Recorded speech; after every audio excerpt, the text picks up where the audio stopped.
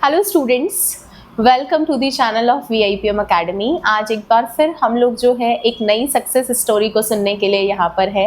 आज हमारे साथ में पिछले LDC यानी LDC 24 में सेलेक्टेड सोनू प्रजापत जी हैं और सोनू जी करौली से हैं। इनकी ऑल राजस्थान 136 रैंक है। तो सबसे पहले तो हमारी तरफ से आपको अब एक कॉन्ग्रेचुलेशंस और आपका फ्यूचर अभी और अच्छा हो और मैं तो चाहूँगी और आगे ये पढ़ाई करते रहें और किसी और एक अच्छी जॉब में अच्छी सफलता को प्राप्त करें। सबसे पहली बात तो कि जो LDC का एग्ज़ाम होता है उसका पैटर्न आपको क्या लगता है सोनू जी कि उसका पैटर्न किन स्टूडेंट्स के लिए ज़्यादा अच्छा रहता है? आर्ट्स वालों के लिए, साइंस वाले के लिए या कोई भी बच्चा उसमें सेट इन हो सकता है? मैम पैटर्न साइंस वालों के लिए थोड़ा इजी पड़ता है, ईजी लेकिन रहता है। आर्ट्स वाले भी कंपटीशन में रहते हैं तो वो भी कर सकते हैं अच्छे ढंग से तैयारी।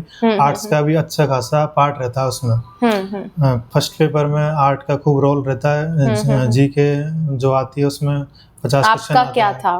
Science, maths? मेरा भी साइंस बैकग्राउंड था मेरा। अच्छा। मैथ थी मेरे पास, तो मैथ साइंस मैंने उधर से ही पढ़ी है, मैथ वगैरह। आर्ट्स में रेट की तैयारी की थी मैंने पहले 2022 वाली, तो जी के मेरी उधर से क्लियर हुई है। और सेकंड पेपर था हिंदी का, वो मैंने खुद ने सेल्फ स्टडी किया है। इंग्लिश आपसे पढ़ी है बस। चलिए, हमारी मेजॉरिटी जो स्टूडेंट्स है वो अलग अलग एग्ज़ाम के इंग्लिश के लिए यहाँ पर हमसे जुड़ते हैं, चाहे RS हो, चाहे पटवार हो, वीडियो हो, कोई भी एग्ज़ाम LDC हो। तो इंग्लिश के लिए एक जो बच्चा, जैसे आप भी करौली से हैं, तो ऐसा तो है नहीं कि आपका आप ना तो जन्म हमारे इंग्लिश एनवायरनमेंट में होता है, ना हमारी जो अपब्रिंगिंग होती है वो इंग्लिश एनवायरनमेंट में होती है। टोटली हम डिफरेंट एनवायरनमेंट में रहते हैं।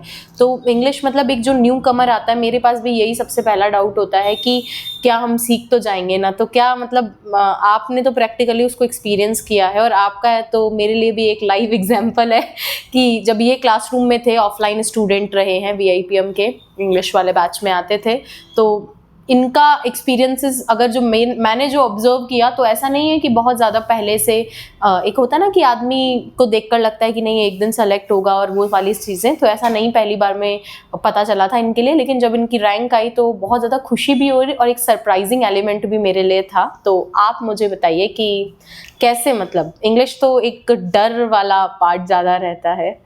इंग्लिश में मैं शुरू में मुझे भी ऐसा लगा था कि इंग्लिश कवर नहीं होगी मेरे से। स्कूल में कैसा था आपका इंग्लिश वाला पार्ट? स्कूल में बहुत ही कमज़ोर इंग्लिश था मेरा। 12वीं क्लास में मेरे पेपर में 80 में से 16 मार्क्स थे इंग्लिश में।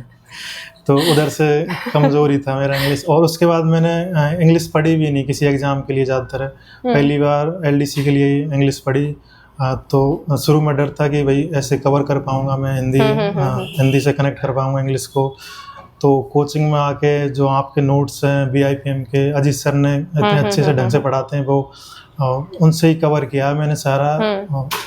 उसके अलावा मैंने कुछ नहीं पढ़ी। आपकी बुक है, उसके क्वेश्चन आंसर किए हैं। कुल मिला के प्रीवियस ईयर क्वेश्चंस किए हैं आपने, प्लस जो है प्रैक्टिस क्लासेस सारी लिए। क्लासेस आपने सारी अटेंड की होगी? क्लासेस ऑफलाइन सारी क्लासेस लिए, सारे टेस्ट दिए मैंने आपके। अच्छा, टेस्ट सारे दिए थे, कोई भी मिस नहीं किया था? मुझे इतना जरूर याद है कि वो कैप की क्लासेस जब लास्ट में हो रही थी तो बच्चे आने कम हो गए थे, तो शायद आप लास्ट में आ रहे थे वो कैप की क्लासेस में भी कंटिन्यू। और आपका बैच, इनका बैच जो था वो जब जुलाई में एग्जाम होने वाला था, इनका बैच मार्च के आसपास का था, तो टाइमली हो गया था सिलेबस भी। ऐसा तो नहीं है ना कि जैसे एक अवधारणा बच्चे लेकर बैठते हैं कि इंग्लिश सीखने में साल भर का समय लगेगा। मेरे से तो सीधा सा यही सवाल पूछते हैं, तो मेरे लिए जस्टिफाई करना मुश्किल होता है, लेकिन आप उन्हीं में से ही एक हैं, तो आपका बात का वैल्यू ज्यादा है। मैंने भी मार्च से ही शुरू किया था सीखना, उससे पहले पढ़ी भी नहीं इंग्लिश। कोचिंग में आया तब से नोट्स बनाने स्टार्ट किए और वहीं से पढ़ा और अगस्त तक वो सारा क्लियर कर लिया। रिवीजन भी अच्छे से हो गया और सारे नोट्स ही किए थे मैंने बस। तो आराम से हो गया ना? आराम से हो गया 3-4 महीनों। कोई एक टिप दे दो बच्चों को, सेल्फ स्टडी का क्या मतलब महत्व है अपने एग्जाम में?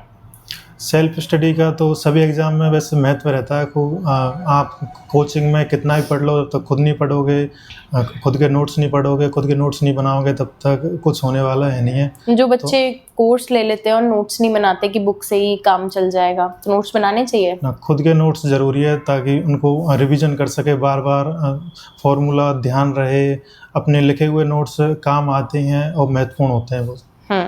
चलिए, अभी आप सेक्रेटेरिएट में आपकी पोस्टिंग है, तो वहाँ का वर्क प्रोफाइल 1 वर्ड में डिस्क्राइब करना हो तो?